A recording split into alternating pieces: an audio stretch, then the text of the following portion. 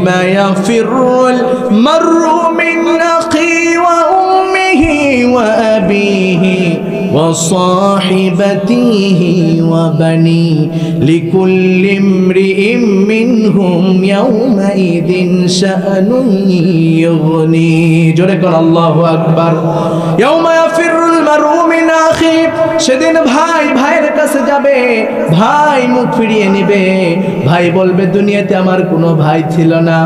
ওয়া উম্মিহি, মার কাছে যাবে, মা ডেকে ডেকে বলবে দুনিয়াতে আমার কোনো দিন বিয়ে হয় নাই, সন্তান কোথা থেকে আসবে। ওয়া আবিহি, বাবার কাছে যাবে, বাবাকে গিয়ে বলবে ও বাবা দুনিয়াতে আপনি আমাকে এত ভালোবেসেছেন, একটা নেক আমাকে দেন, একটা নেক হলে আমি জান্নাতে যাব। বাবা সেদিন মুখ ফিরায় নেবে। ওয়া সাহিবাতিহি ওয়া বানি, দুনিয়ার বন্ধু বান্ধব যারা আছে সকলেই সেদিন মুখ ফিরায় নেবে।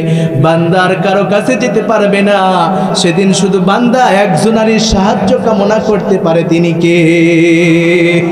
আল্লাহ যদি দয়া না করে সেই মহা দিবসে কেউ ছাড় পাবে না।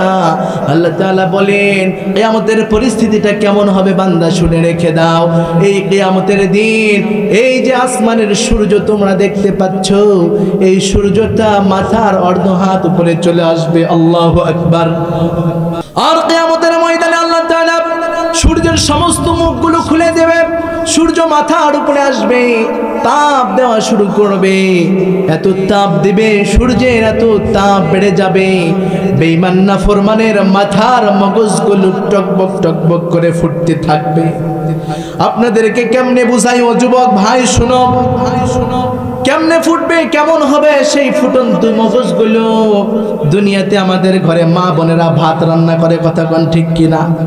ভাতের পাতিলে যখন বলকানি শুরু হয়ে যায়, পাতিলের উপর থেকে ঢাকনাটা সরায় ফেলবেন, দেখবেন নিচের ভাতগুলো উপরে উঠতেছে, উপরের ভাতগুলো নিচে যাচ্ছে, কথা কোন ঠিক কিনা?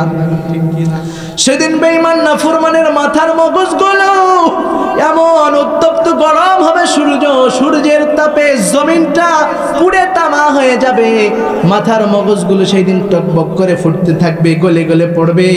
বেঈমান নাফরমানের পেটের লাড়ি ভুড়িগুলো পায়খানার রাস্তা দিয়ে বেরিয়ে চলে যাবে।